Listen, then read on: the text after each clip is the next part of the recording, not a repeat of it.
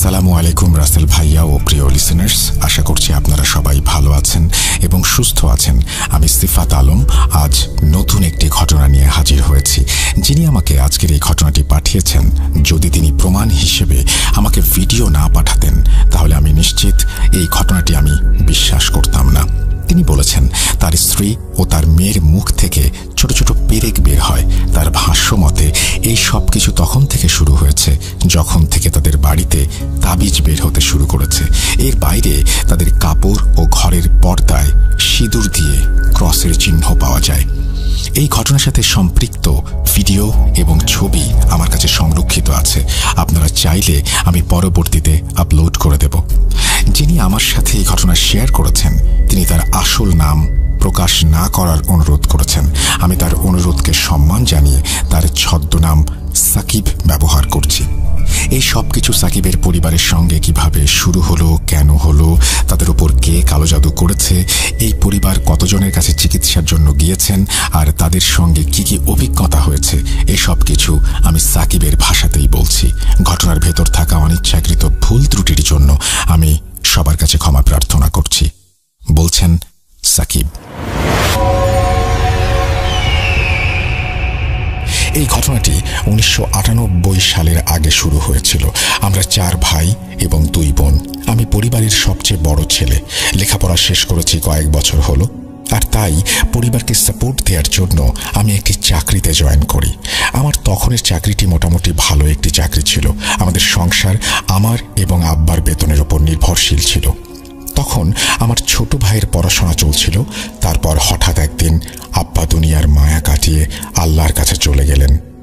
এরপর আমি সব দায়িত্ব আমার ঘাড়ে নিয়ে নিলাম। আমার একার পক্ষে পরিবার চালাতে তেমন কোনো কষ্ট হয়নি, কারণ আমি আগেই বলেছি আমার চাকরিটা মোটামুটি ভালোই ছিল এবং বেতনও মাশাআল্লাহ ভালো। সবকিছু স্বাভাবিকভাবেই চলছিল। প্রথমবার যখন জানতে পারলাম আমাদের পরিবারের ওপরে কালো জাদু করা হয়েছে, সেটা ছিল আমার বিয়ের সময়। বিয়ের কিছুদিন আগে আমার মা হুট করেই অনেক অসুস্থ হয়ে পড়েন। আম্মাকে তখন হাসপাতালে ভর্তি করাতে হয়। এতটাই গুরুতর অসুস্থ হয়ে পড়েছিলেন তিনি, এমনকি আমার এঙ্গেজমেন্টের দিনেও আমার আম্মা হাসপাতালেই ছিলেন। কিছুদিন পর তিনি হাসপাতাল থেকে ডিসচার্জ হয়ে বাড়ি ফিরে আসলেন, আর তখন তার সাথে আজব কিছু ঘটনা ঘটতে শুরু করলো। একদিন আমার ভাই বলল আম্মার মাথায় নাকি সে অদ্ভুত ধরনের পোকা দেখেছে। আমি তার কথা শুনে যখন নিজে গিয়ে আম্মার মাথাটা দেখলাম, তখন বুঝলাম ভাই সত্যি কথাই বলেছে। আম্মার মাথায় সাদা সাদা রঙের কিছু অদ্ভুত পোকা ছিল। আমরা তাৎক্ষণিকভাবে ডাক্তার দেখাই। ডাক্তার বেশ কিছু ওষুধ দেন এবং মাথা ধোয়ার জন্য শ্যাম্পু দেন। মাথা ধোয়ার পর মাথায় আর কোনো পোকা দেখা যায়নি, কিন্তু একদিনও কাটল না। ওই দিন রাতেই আবার আম্মার মাথায় সেই পোকা দেখতে পেলাম। এই পোকা কিভাবে এলো আল্লাহ জানেন। কয়েকবার মাথা ধোয়ার পরও বারবার আগের অবস্থাতেই ফিরে যাচ্ছে। এই সমস্যাকে আমরা স্বাভাবিকভাবে নিতে পারলাম না, তাই আমরা একজন হুজুরের সঙ্গে যোগাযোগ করলাম। আমরা যখন আম্মাকে নিয়ে তার কাছে গেলাম, তখন তিনি আমাদেরকে দেখেই চোখ বন্ধ করে কি যেন সব পড়তে শুরু করলেন। কিছুক্ষণ পর তিনি চোখ খুললেন আর বললেন, দেখুন, আমি আপনাদের কোনো ধোঁয়াশার মধ্যে রাখতে চাই না। আপনাদের মেনে নিতে কষ্ট হলেও আমাকে এই সত্যি কথাটা আপনাদের বলতেই হবে। আপনার মায়ের ওপর এবং আপনাদের পরিবারের ওপর তীব্র কালো জাদু করা হয়েছে। এর থেকে ওনাকে বের করা একেবারেই অসম্ভব, অসম্ভব, অসম্ভব। হুজুর 3 বার অসম্ভব শব্দটি উচ্চারণ করলেন। আমার মনে যেন তীক্ষ্ণ তীরের খোঁচা অনুভব করলাম। অনেক কাকুতি মিনতি করে আমরা তার কাছে চিকিৎসা জানতে চাইলাম। তিনি বললেন এই ব্যাপারে বেশি কিছু করা সম্ভব হয়তো হবে না, কিন্তু চেষ্টা করতে কোনো দোষ নেই। তিনি আমাকে একটা কালো ছাগল কিনতে বললেন এবং তাকে জবাই করে তার মাংস গরিব দুঃখীদের দান করতে বললেন। ছাগল জবাইয়ের সময় আমাকে একটি আমল দেয়া হয়, যা ছাগল জবাইয়ের পূর্ব মুহূর্ত থেকে ছাগলের আত্মা তার দেহ থেকে বের হওয়া পর্যন্ত পড়তে বলা হয়। হুজুরের কথা মতোই সেদিন আমি সাদকা হিসেবে একটি কালো ছাগল কিনলাম এবং হুজুর যে আমল পড়ার কথা বলেছিলেন সেটি পড়তে থাকলাম। যখন আমরা ছাগলটিকে জবাই করলাম, তখন তার থেকে রক্তের ছিটে বের হলো। কিন্তু অবাক করা ব্যাপার কি জানেন, যেখানে ছাগলের রক্ত জমা হচ্ছিল সেই রক্তের মধ্যেও আমরা সেই একই পোকা দেখতে পাচ্ছিলাম যেগুলো আমার মায়ের মাথায় ছিল। যখন আমরা সেই ছাগলের চামড়া ছাড়াতে শুরু করলাম, তখন তার মাংসের ভেতরও সেই একই পোকা ছিল। এই ছাগলের মাংস দান করা সম্ভব ছিল না, আর তাই আমরা ছাগলটিকে মাটিতে দাফন করলাম। আমরা যখন এই কথা গিয়ে হুজুরকে বললাম, তখন তিনি বললেন, আপনি আরও একটি ছাগলের ব্যবস্থা করুন এবং তাকে জবাই করুন। ছাগল একদমে কিনবেন, কোনো দর কষাকষি চলবে না। তার কথা মতোই আমরা দ্বিতীয়বার ছাগল কিনে তাকে জবাই করলাম। তখনও একই রকম ঘটনা ঘটল। তার রক্তে এবং মাংসে সেই সাদা পোকাগুলো সেই দিনও ছিল। আমরা আবার হুজুরের সঙ্গে যোগাযোগ করলাম। তিনি বললেন, আপনি আরও একটি ছাগল জবাই করুন। এবারে ছাগলের মধ্যে থেকে কোনো প্রকারের কীট বের হবে না। হুজুরের কথা মতো আমরা তৃতীয়বার ছাগল জবাই করলাম এবং সত্যি যেমনটি তিনি বলেছিলেন তেমনটি হলো। সেই ছাগলটি জবাইয়ের পর একদম স্বাভাবিক ছিল। আমরা তার মাংস গরিবদের মধ্যে বিলিয়ে দিলাম। যেই কাজটি হুজুর আমাদের করতে বলেছিলেন আমরা সেটি সম্পূর্ণ করলাম, কিন্তু আমার মা ঠিক হলেন না। কিছু সময় অসুস্থ থাকার পর তিনি আল্লাহর কাছে প্রিয় হয়ে গেলেন। আমার মৃত্যুর পর আমি বাড়ির অভিভাবক হয়ে গিয়েছিলাম। পরিবারের অভিভাবক হওয়ার পর যেমনটি হয় তেমনটি হলো আমার সাথে। বাড়ির বড় হিসেবে আমাকেই সবাই সবকিছুর দায়িত্ব অর্পণ করে দেয়। আমার ছোট ভাইয়েরা কোনো কাজ করতো না, আর আমি একা একা পুরো বাড়ির বোঝা নিতে পারছিলাম না। এই কারণে আমার উপর চাপ বাড়তে লাগলো, আমার উপর ঋণ বাড়তে লাগলো। আমি একসময় তাদের ওপর চাপ দিলাম যেন তারা কিছু না কিছু কাজ করে আর বাড়ির খরচ চালাতে আমাকে সাহায্য করে, কিন্তু চাপ দেওয়ার ফল হলো বিপরীত। আমার পরিবারটি নিমিষেই ভেঙে টুকরো টুকরো হয়ে গেল। বোনদের তো আগেই বিয়ে হয়ে গিয়েছিল, আর এবার সব ভাইও আলাদা হয়ে গেল। বাধ্য হয়ে আমিও আলাদা বাড়িতে চলে গেলাম। এখন শুধু আমার নিজের বলতে আমার পরিবার। আলাদা হবার পর আমি কিছুটা সুখের মুখ দেখলাম। কিছুদিনের মাঝে আমার অবস্থাও ফেরে, আর আমি একটা আলাদা বাড়িও কিনে ফেলি। কিন্তু ওই যে বললাম কিছুটা সুখের মুখ দেখেছিলাম, আস্তে আস্তে আমাদের বাড়িতে এমন কিছু ঘটতে শুরু করলো যা থেকে বুঝতে পারছিলাম কিছু একটা গন্ডগোল আছে। কেউ তো আছে যে আমাদের সাথে খারাপ কিছু ঘটানোর তোড়জোড় করে চলেছে। আমাদের বাড়ির দেয়ালের বিভিন্ন স্থানে রক্তের দাগ দেখা যেতে শুরু করলো। আমি আমার পাড়ার মসজিদের ইমামকে ডেকে সব দেখালাম। তিনি নিশ্চিত করলেন আমাদের ওপর কালো জাদু করা হয়েছে। এরপর আমাদের ঘরে সন্ধ্যার সময় অর্থাৎ মাগরিবের পরে এক অদ্ভুত গন্ধ আসতে শুরু করে। এই গন্ধের উৎস খোঁজার জন্য আমি একবার ঘর পরিষ্কার করেছিলাম আর দেখার চেষ্টা করেছিলাম এই গন্ধ কোথা থেকে আসে। ঘর পরিষ্কার করার সময় আমি দেখলাম একটি বড় বিড়ালের লাশ, যার মধ্যে না ছিল মাংস না ছিল রক্ত। সেই বিড়ালের চামড়াও পুরো পাথরের মতো জমে গিয়েছিল। মনে হচ্ছিল এই লাশটা খুব বেশি পুরনো, কিন্তু এর শরীরের ভেতর থেকে সবকিছুই যেন বের করে ফেলা হয়েছে। আমি বিড়ালের মরদেহ বাড়ির পাশে ফাঁকা স্থানে দাফন করলাম। আশ্চর্যজনকভাবে এর পরেও আমাদের বাড়িতে ৩-৪ বার একই ধরনের বিড়ালের লাশ বিছানার নিচে পাওয়া গেল। এই সময়ের মধ্যে আমার ছেলে পৃথিবীতে এসেছে। তখন 1999 সাল। জন্মের পর সে খুব বেশি কেঁদেছিল। জন্মানোর পর থেকেই সে খুব অসুস্থও ছিল। এমন কোনো ডাক্তার নেই যাকে আমি দেখাইনি। তার রিপোর্টে কখনো কখনো কিছু ধরা পড়তো, আবার কখনো কিছুই ধরা পড়তো না। যে ডাক্তাররা টেস্ট করাতেন তারা নিজেরাও অবাক হতেন যে আগে যেটা টেস্টে ধরা পড়েছে পরে সেটা টেস্টে ধরা পড়েনি। রোগের বদলে অন্য কোনো রোগ হয়তো ধরা পড়তো। এদিকে সব সমস্যা নিয়মিত চলছিল, অন্যদিকে আমার চাকরিরও সমস্যা হচ্ছিল। আমি যেই জায়গায় কাজ করতাম সেখানে লোকজনের আচরণ আমার সাথে খুব খারাপ হতে শুরু করলো। আমার ফ্যাক্টরির মালিক নানান সময় নানান কারণে আমাকে বকাবকি করতে শুরু করলেন। আমার কোনো ভুল থাকুক বা না থাকুক, তার আচরণ দেখে মনে হচ্ছিল সে যেন কোনো এক সময় আমাকে চাকরি থেকে বের করে দেবে। কিছুদিন পর আমার ধারণাই সত্যি হলো। আমার বস কোনো ভুল বা কোনো কারণ ছাড়াই আমাকে চাকরি থেকে বের করে দিলেন। অন্যদিকে বাড়ির অবস্থাও একই রকম ছিল। আমার কাপড় আলমারিতে থাকা অবস্থায় নিজে থেকেই ছিঁড়ে যাচ্ছিল। স্বপ্নে বাসার পাশের ট্রেনে সাপ দেখতাম আমি। এই ধরনের ঘটনাগুলো খুব বেশি ঘটে চলেছিল। একদিন আমার স্ত্রীকে দেখে খুব চিন্তিত মনে হলো। আমি কি হয়েছে জিজ্ঞেস করলাম। উত্তরে সে বলল, আমাদের ছেলের চুল নাকি কেউ কেটে ফেলেছে। আমি তার কথা শুনে ঘরে গেলাম।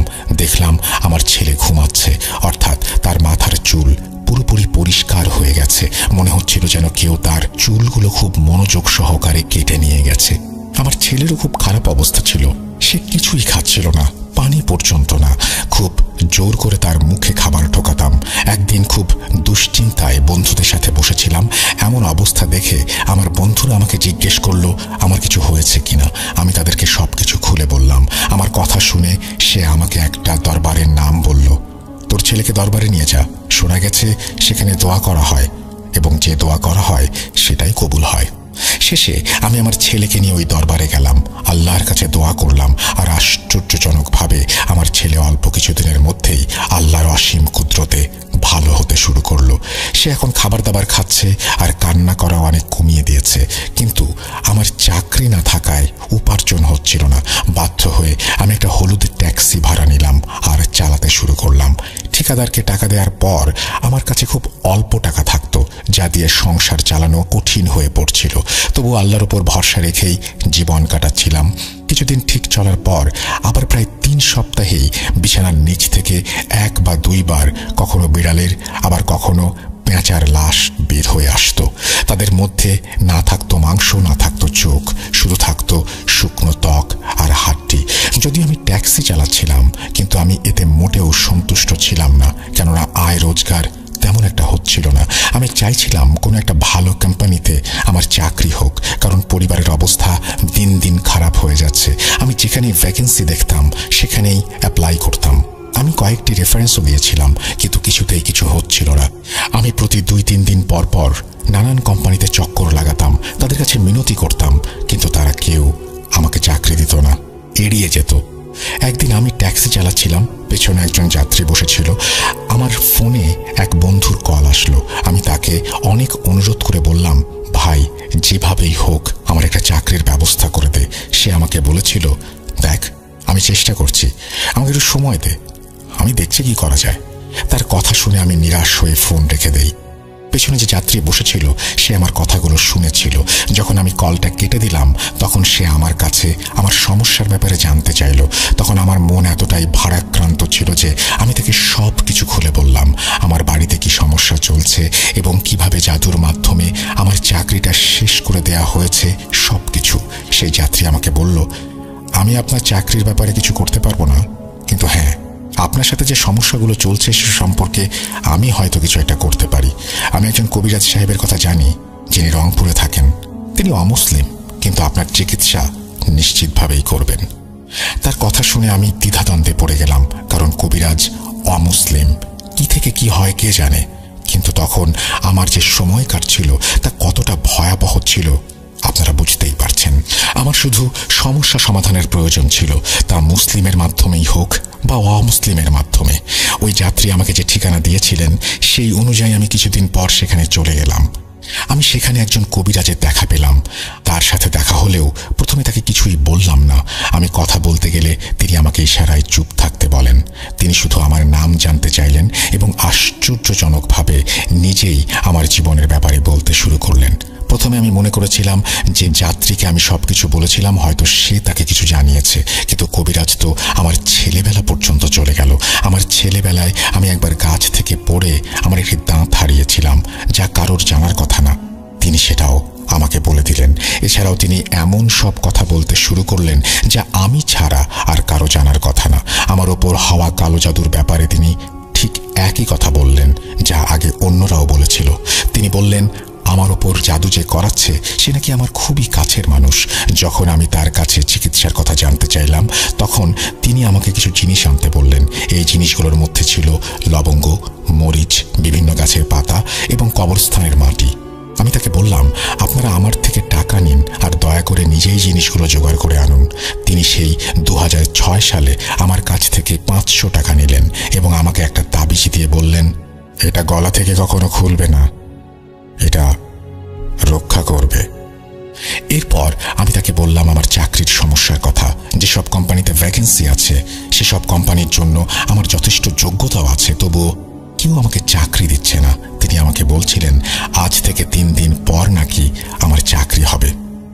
ভাই বিশ্বাস করুন, আমি মঙ্গলবার সেই লোকটার কাছে গিয়েছিলাম আর শুক্রবার আমাকে একটি অফিস থেকে ফোন করা হলো, যেখানে আমি বারবার গিয়েও কোনো কাজ হয়নি।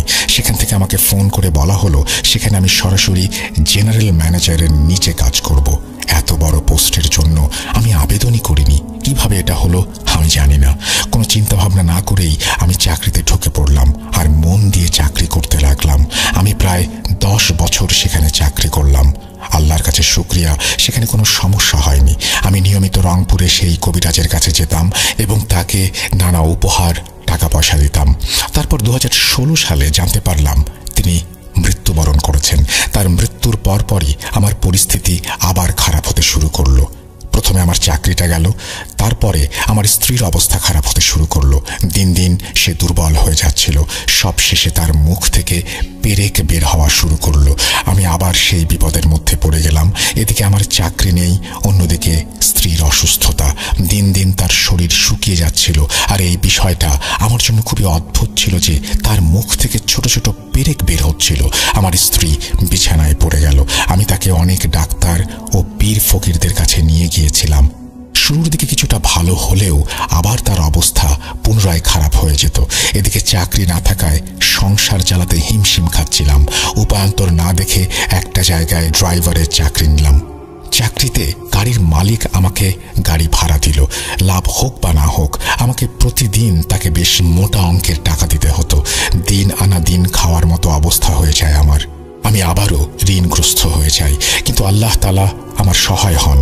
তিনি কোনো না কোনো উপায় বের করে দেন, যার ফলে আমি টেনে টুনে পরিবারটা চালাতে সক্ষম হই। 2020 সালের ঘটনা। তখন আমার এক মেয়ে আর এক ছেলে। মেয়ের জন্ম 2001 সালে। একদিন সকালে আমার মেয়ে রিকশায় করে কলেজে যাচ্ছিল। এই মেয়েটা সেই মেয়ে যার ভিডিও আমি আপনাকে পাঠিয়েছি। যখন সে কলেজে পৌঁছালো, তখন ম্যানেজমেন্টের লোকেরা বলতে শুরু করলো, কি ব্যাপার, তুমি তো সকালে এসে ট্রান্সফার সার্টিফিকেটের জন্য আবেদন করে গেলে, এখন আবার কি চাই? আমার মেয়ে হতবাক হয়ে তাদের মুখের দিকে তাকিয়ে রইল, কারণ সে এইমাত্র কলেজে ঢুকেছে আর সে ট্রান্সফার সার্টিফিকেটের আবেদন কেনই বা করবে? সে বলে, স্যার, আমি তো এইমাত্র কলেজে এসেছি, কিসের ট্রান্সফার? আমি তো কিছুই জানি না। তার কথা শুনে কলেজের লোকেরা তার সামনে ট্রান্সফার সার্টিফিকেটের সেই লেটারটা মেলে ধরল, যেখানে তার সাইনও ছিল এবং লেখা ছিল সে এই কলেজে আর পড়তে ইচ্ছুক নয়। আমার মেয়ে এটা দেখে কাঁদতে শুরু করলো এবং সে যে এই কাজ করেনি তা তাদেরকে বোঝানোর অনেক চেষ্টা করলো। সে কান্না জর্জরিত হয়ে বলেছিল সে সকালে কলেজেই আসেনি, কিন্তু কলেজ কর্তৃপক্ষ মানল না, কারণ সাইনটা তো আমার মেয়েরই ছিল। শেষ পর্যন্ত কি হয়েছে জানেন? আমি যখন মেয়ের সাথে কলেজে গেলাম, তখন তাদের কাছে গিয়ে সিসিটিভি ফুটেজ বের করলাম। সেখানে একটা মেয়ে ছিল যে কিনা দেখতে একদম আমার মেয়ের মতোই ছিল। বুঝতে পারছেন, যখন আমি বাবা হয়ে এটা নিশ্চিত করেছি যে ও একদম আমার মেয়ের মতো, তখন অন্যদের তো কনফিউজড হওয়াটাই স্বাভাবিক। আমার মিনতি আমার মেয়েকে ভর্তি বাতিল হওয়া থেকে বাঁচালো। আমি নিজের ব্যক্তিগত স্বার্থের তাগিদে কলেজের নাম নিচ্ছি না, কিন্তু কতদিন পর তার স্বাস্থ্য এত খারাপ হয়ে গেল যে বাধ্য হয়ে তার পড়াশোনা ছেড়ে দিতে হলো। আগে যা তার মায়ের সাথে হচ্ছিল, এখন তার সাথেও তাই হতে শুরু হলো। তার মুখ থেকেও ছোট ছোট পেরেক বের হওয়া শুরু হলো। এরপর তার উপর জিন হাজির হতে শুরু করলো। যে তার উপর হাজির হতো সে নিজেকে অমুসলিম বলতো এবং নাম ঈশাই বলতো। সে বলেছিল তাকে একজন খুব শক্তিশালী জাদুকর পাঠিয়েছে এবং জাদুকরের হাতে নাকি তার নিজের মেয়ে আছে। যদি সে আমার মেয়েকে না মারে, তাহলে জাদুকর নাকি তার মেয়েকেই মেরে ফেলবে। আমি আমার মেয়ের রুমে আজান দিতাম, সূরা বাকারা চালিয়ে দিতাম।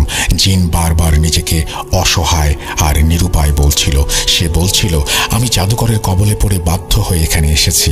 আমার কোনো ইচ্ছে নেই আপনার মেয়েকে হত্যা করার, কিন্তু আমার নিজের মেয়ের জন্য আমার কাছে এছাড়া আর কোনো পথ খোলা নেই। আমাকে ক্ষমা করবেন, আমি স্বেচ্ছায় এই কাজ করছি না। যদি কেউ চেষ্টা করে আর আমাকে ছাড়িয়েও নেয়, তাতেও বিশেষ কোনো লাভ হবে না। এর ফলে আমার মেয়ে মারা যাবে, কিন্তু আপনার মেয়েও বাঁচতে পারবে না। আমাকে সরালে আবার অন্য কাউকে পাঠানো হবে। আপনার মেয়ের মৃত্যু ছাড়া আর কোনো পরিণতি তার নসিবে নেই। সে আরও জানায়, জাদুকরের উদ্দেশ্য আমার পুরো পরিবারকে মেরে ফেলা। কিছুতেই আমরা এসব সমস্যা থেকে পরিত্রাণ পাচ্ছিলাম না।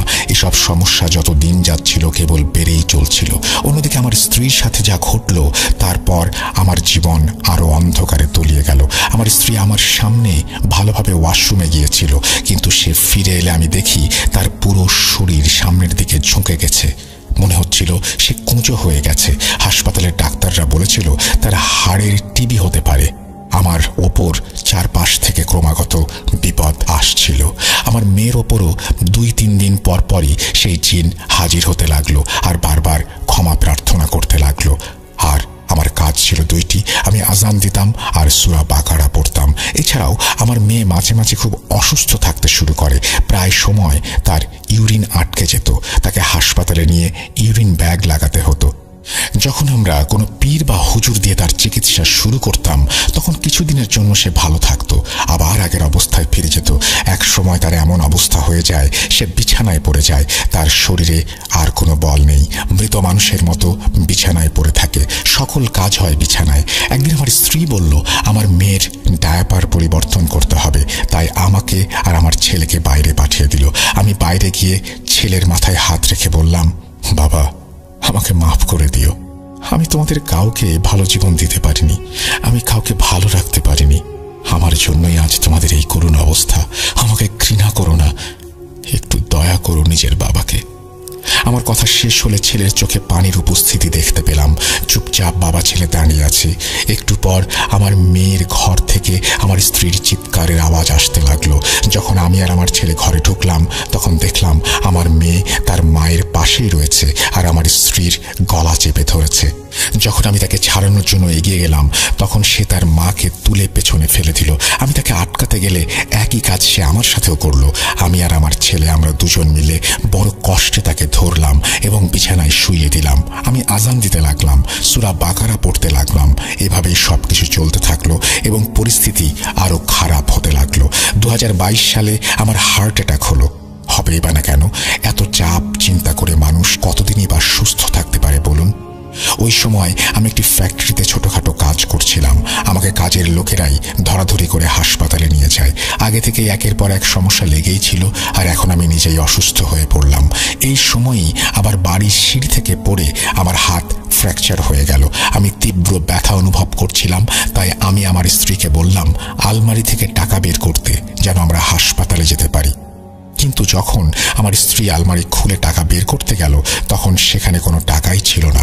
সেখানে প্রায় 30,000-এর মতো টাকা ছিল। আগেও আমার টাকা টুকটাক গায়েব হয়ে যেত, জিনিসপত্র গায়েব হয়ে যেত, কিন্তু এত টাকা জীবনে প্রথমবার গায়েব হয়ে গেল। বাড়িতে আমার বাচ্চারা ছিল, আমার স্ত্রী ছিল, তার বাইরে কেউ ছিল না। তাহলে টাকাগুলো কে নিল? আল্লাহ না করুন আমার বাচ্চাদের এমন কোনো অভ্যেস নেই। পয়সা চুরি বা হারিয়ে যাওয়া আমাদের জন্য খুব একটা বড় ধাক্কা ছিল। এত বড় একটা টাকার পরিমাণ হঠাৎ করে গায়েব হয়ে যাওয়াটা আমাদের জন্য বিষাদের পাহাড়ের মতো লেগেছিল। আমি একদিন আরেক বন্ধুর কাছে গেলাম এবং তাকে সবকিছু খুলে বললাম। আমি মূলত তার কাছে কিছু টাকার জন্য হাত পাততে গিয়েছিলাম। তার অবস্থা বেশ ভালোই ছিল। আমার দুঃখের কাহিনী শুনে সে চিন্তিত হয়ে পড়ল এবং বলল, তুই আমার সঙ্গে চল, একজন পীর সাহেব আছেন, আমি তোর চিকিৎসা করাবো এবং যত টাকা লাগে আমি দেব। আমার এক আত্মীয়ের কালো জাদুর সমস্যা ছিল, সেখানে যাবার পর সে সুস্থ হয়েছে, তাই তোর জন্য একটা চেষ্টা করব। আর টাকা পয়সা নিয়ে ভাবিস না, তোর দায়িত্ব আমি নেব যতদিন আল্লাহ কবুল করেন। পরের দিনই আমি আমার বন্ধুর সঙ্গে তার বলা পীর সাহেবের কাছে গেলাম। পীর সাহেব আমাকে দেখে বললেন, ভাই আমি নিজেও আপনার অবস্থা দেখে খুবই আতঙ্ক অনুভব করছি। আপনার উপর মারাত্মক জাদু করা হয়েছে এবং যারা করেছেন তারা আপনার খুব কাছের লোক। অনেক দেরি হয়ে গেছে ভাই, এই জাদু অনেক বছর ধরে চলছে, আপনারা বেঁচে আছেন কিভাবে? এটাই আমার কাছে আশ্চর্যজনক মনে হচ্ছে। তার কথা শুনে আমার চোখে পানি চলে আসলো। আমি তার কাছে মিনতি করতে লাগলাম আমার পরিবারকে সাহায্য করার জন্য। তিনি আমাকে কিছু বাতি দিলেন যেগুলো পড়া তেলে ভিজিয়ে প্রতি জুম্মা রাতে জ্বালাতে হবে। তিনি আমাকে মোট 11টি বাতি দিয়েছিলেন। সাথে তিনি একটি তাবিজও দিয়ে বললেন, এটি আপনার মেয়ের গলায় পরিয়ে দিন। যা কিছুই হোক না কেন এটা গলা থেকে যেন কিছুতেই না খোলা হয়। আমি তাবিজ নিয়ে এসে আমার মেয়ের গলায় পরিয়ে দিলাম। তাবিজ পরানোর পরই তার উপর সেই জিন হাজির হয়ে গেল। হাজির হয়ে সে আমাকে বলতে লাগলো, আজ পর্যন্ত আপনার যত ক্ষতি হয়েছে তা আমি করেছি। আপনার স্ত্রীকে আমরাই অসুস্থ করেছি, আপনার টাকাও আমরাই সরিয়েছি এবং আপনার মেয়ের এই অবস্থাও আমরাই করেছি। আমাদের একটাই উদ্দেশ্য, আপনার পরিবারকে ধ্বংস করা আর আপনাদের সবাইকে মেরে ফেলা। আমি আমার পরিবার সেই জাদুকরের কাছে জিম্মি, আমাদের কোনো উপায় নেই। আমি টানা 11 শুক্রবার রাত ধরে সেই বাতি জ্বালিয়েছি এবং নিজে সারা রাত জেগে পাহারা দিয়েছি। প্রথম দিকে বেশ ভালোই ফলাফল পাচ্ছিলাম। যে জিন আমার মেয়ের ওপর হাজির হতো সে বলতো ওই তাবিজটা খুলে ফেলতে, কিন্তু আমরা তার কথা শুনিনি। একদিন আমার মেয়ের চুলও আমার ছেলের মতো কাটা অবস্থায় পাওয়া যায়। আমরা খেয়াল করে দেখলাম তার গলায় পীর সাহেবের দেয়া সেই তাবিজটিও নেই। যখন আমি পীর সাহেবের কাছে গিয়ে এই কথা বললাম, তখন তিনি আমাকে এড়িয়ে যেতে লাগলেন এবং তার আচরণ দেখে মনে হচ্ছিল তিনি আর কোনো চিকিৎসা করতে চান না। তারপর অন্য এক পীর সাহেবের কাছে গেলাম চিকিৎসার জন্য। তিনিও আমাকে দেখে বাকি সবার মতো একই কথা বললেন। তিনি জানালেন তিনি কোনো পাকা কথা দিতে পারবেন না, কিন্তু তিনি চেষ্টার কোনো কমতি রাখবেন না। শুরু হলো চিকিৎসা। তার চিকিৎসার পর প্রায় 6-7 মাস বেশ শান্তিতে ছিলাম আমরা, কিন্তু এখন পুনরায় পরিস্থিতি আবার খারাপ হতে শুরু করেছে। আমি একজন কবিরাজকে দিয়ে পরীক্ষা করিয়েছিলাম আমার সমস্যাগুলো গভীরভাবে জানার জন্য। সে বলেছে আপনার ঘরে বর্তমানে 115টি জিন রয়েছে, যারা জাদুর মাধ্যমে আপনাদের উপর ক্রমাগত লক্ষ্য রেখে যাচ্ছে, যেন আপনার পরিবারকে ধ্বংস করতে পারে। আমি এখন অসুস্থ, আমার কাজও ঠিক মতো চলছে না। কখনো যাই, কখনো ছুটি নিতে হয়, কেননা কখনো আমার বউ আবার কখনো আমার মেয়ে মারাত্মক অসুস্থ হয়ে পড়ে এবং তাদের মুখ দিয়ে পেরেক বের হয়। পূর্বের মতোই আবার ঘরে তাবিজ বের হতে শুরু করেছে, যেগুলো ছবি আপনাকে পাঠিয়েছি। আমার মেয়ের কাপড়ে সিঁদুরের ক্রসের চিহ্ন পাওয়া যাচ্ছে অনেকদিন হলো। তাবিজের ওপর নাম লেখা থাকে, পুতুল তৈরি করা হয় এবং সেগুলোর ওপরেও ক্রসের চিহ্ন দেয়া থাকে। এই সব কিছু সহ্য করতে করতে 25-26 বছর পার হয়ে গেছে। কখনো কখনো মনে হয় যেন আমার সামনের সব দরজা একে একে বন্ধ হয়ে গেছে। একের পর এক শুধু বিপদ আর বিপদ। আপনার কাছ থেকে আর আপনাদের মাধ্যমে যারা আমার এই ঘটনাটি শুনবেন, তাদের কাছে আমার শুধুমাত্র একটাই অনুরোধ আছে, দয়া করে প্রতিটি নামাজে আমার জন্য একবার হলেও দোয়া করবেন, কারণ আমার সঙ্গে সেসব প্রতিনিয়ত ঘটে চলেছে।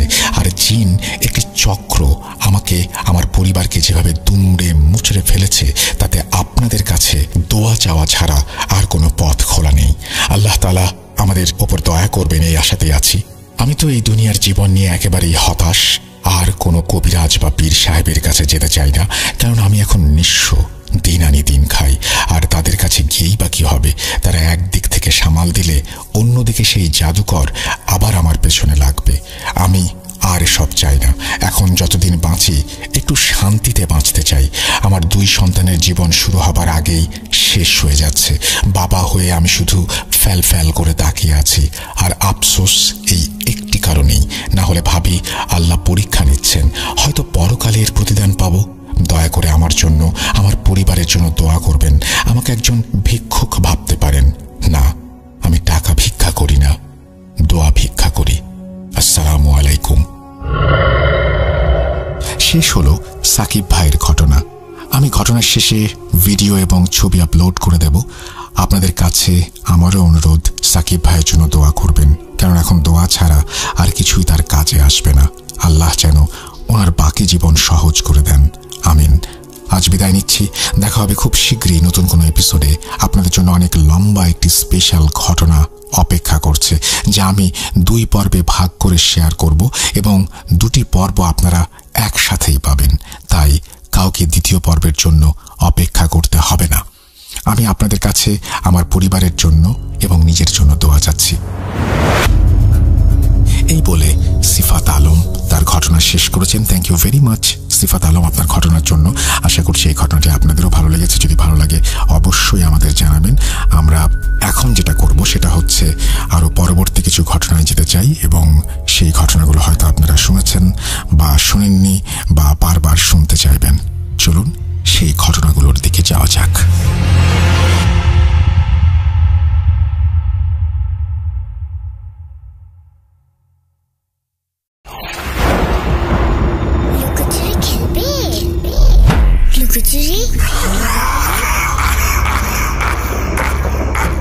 You will never be alone.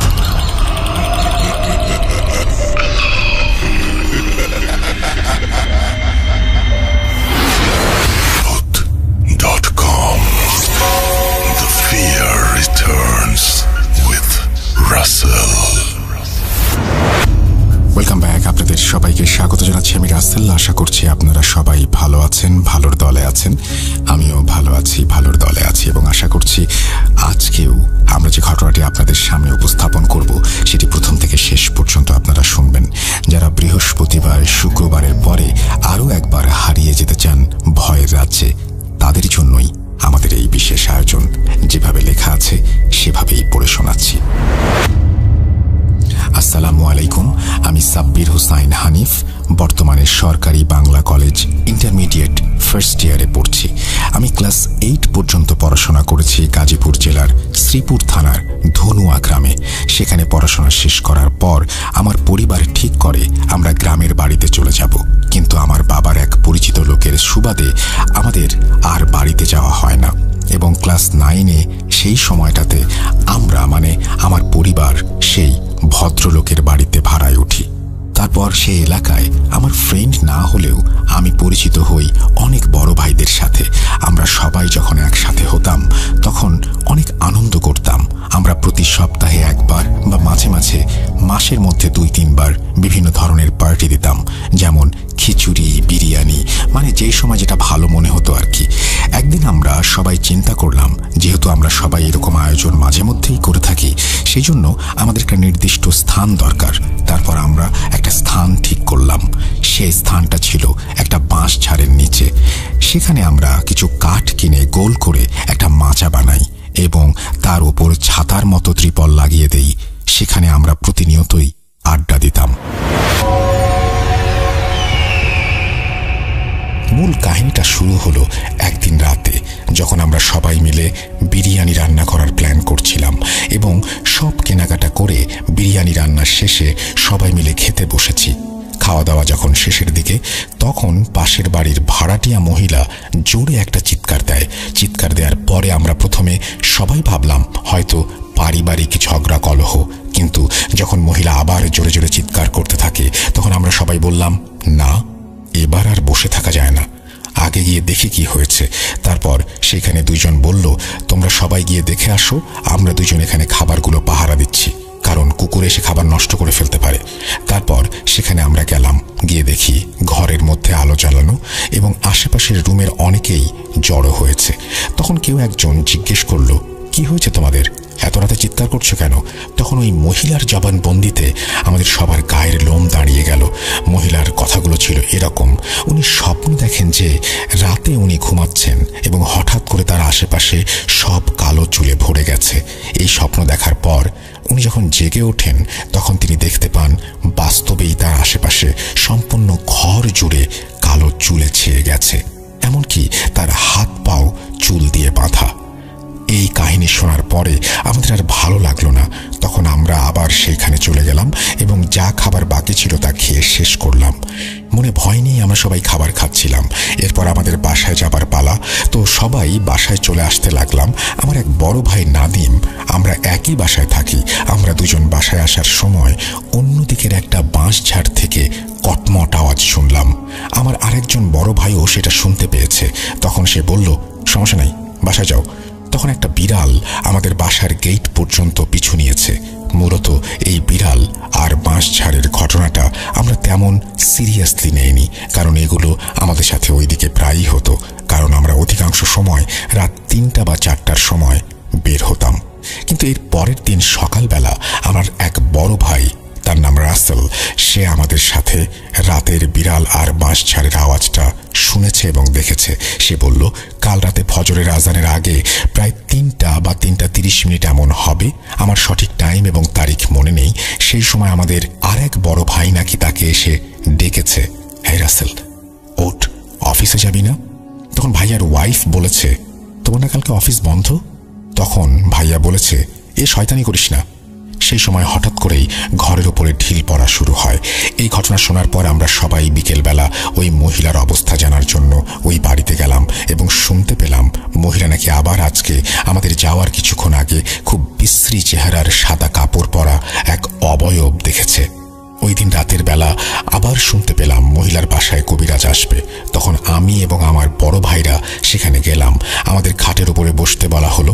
কবিরাজ তার স্ত্রীর ওপর তার পালিত জিনকে হাজির করলেন এবং জিজ্ঞেস করলেন যে এই মহিলার উপরে কেন এমন হচ্ছে। বিশেষ দ্রষ্টব্যে বলতে পারি কবিরাজ নাকি আমি জানি না, কারণ লোকটি আমাদের ধর্মের লোক ছিল না। তারপর কবিরাজ কবিরাজের বউয়ের ওপর জিনটা বলল যে এ খুব বাজে জিন, মহিলার কোনো ভুলের কারণেই তার উপরে আসর করেছে। এই কথা বলার পর দেখতে পেলাম কবিরাজের বউ স্বাভাবিক অবস্থায় ফিরে এসেছে। ঠিক সেই মুহূর্তে আবার ওই মহিলা বলছে সেই জিনটা নাকি ঘরের দরজার সামনে দাঁড়িয়ে হাসছে এবং খুব ভয়ঙ্কর চেহারা নিয়েই হাসছে।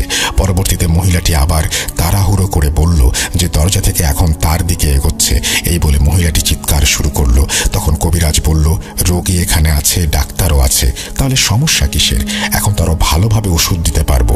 তখন কবিরাজ সেই জিনকে মহিলার শরীরে আসর করায় এবং জিজ্ঞাসা করতে থাকে। বহু সময় পর মহিলারূপী জিন বলে সে ওই মহিলার মৃত খালার কবরের পাশে থাকতো এবং সেখানে মহিলাটি জুতো পায়ে তাদের গায়ের ওপরে পা দিয়েছে। সেই রাগে তার সাথে সে সব করেছে। কিন্তু কবিরাজ বলল, যেহেতু তোমার মেয়ের মতো, তাহলে ওকে কেন ভয় দেখাবে তুমি? তখন আর কোনো কথা বলে না। মহিলাটির শরীর ছেড়ে যেতে বললে অস্বীকার করে। তারপর কবিরাজ যখন তাকে বিরক্ত করতে লাগলো তখন এক পর্যায়ে সে বলল যে মহিলাটির সন্তান না হওয়ার কারণ সেই ছিল মহিলাটির পেটে গর্ভে যখন সন্তান আসতো তখন ছোট থাকতেই সেই জিনটি সন্তানকে খেয়ে ফেলত। মূলত এই পর্যন্ত আমরা সেই ঘরের ভেতর ছিলাম এবং এইটুকুই শুনেছি। আমরা আরও থাকতাম যদি না ওই ভাইয়া ঘর থেকে বেরিয়ে আসতে বলতো। একটা মহিলার কথায় তার সাথে তর্কে জড়িয়ে না যেত। এরপর শুনতে পারি মহিলাটির অবস্থা একটু উন্নতির দিকে, এখন সে আর কোনো প্রকার অবয়ব দেখছে না। এখানে আমি যেটা শুনেছি এবং যেই পর্যন্ত দেখেছি সেটাই লিখেছি। বানানের ভুলগুলো ক্ষমা সুন্দর দৃষ্টিতে দেখবেন।